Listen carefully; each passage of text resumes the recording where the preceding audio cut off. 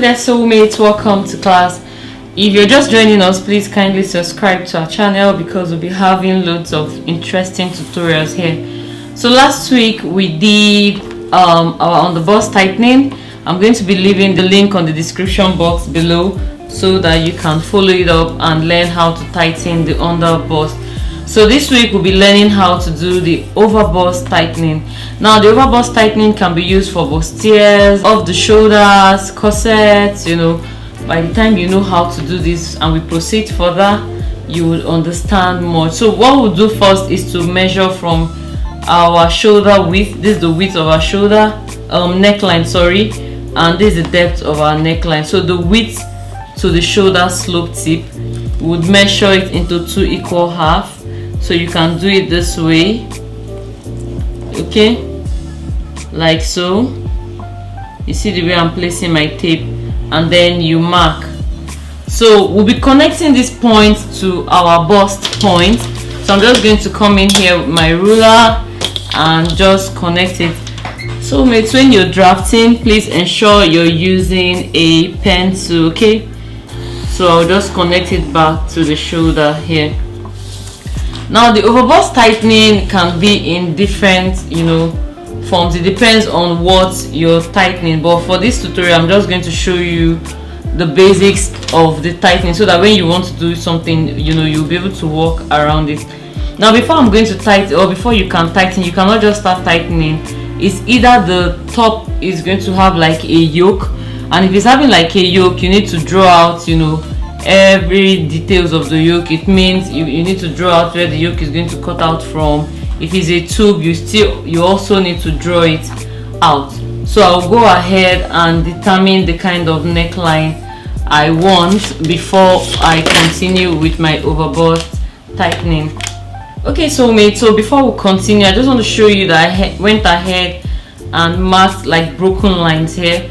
So what these broken lines are for is just to show you, where to stop. Take for instance, we're working on an off the shoulder. It means I came down by 6 or 6.5. It depends. As time goes on, I'll be explaining these things to you. Okay. So I came down here by 6.75, and I just marked a broken line. Every tightening should have this. Okay. So in our next class, I'm going to be altering this pattern to an off the shoulder pattern. Then from there I will explain more things to you. Now the standard for tightening and over bust it varies. Okay, let me just put it that way. It varies according to size and according to how you want it. Let's assume you're working with someone that is not too busty. You could do from 0.5 to 1 inch. Okay, so the maximum is 1 inch, minimum of 0.5. So if you're working with a plus size, I will advise you to use 1 inch on both sides.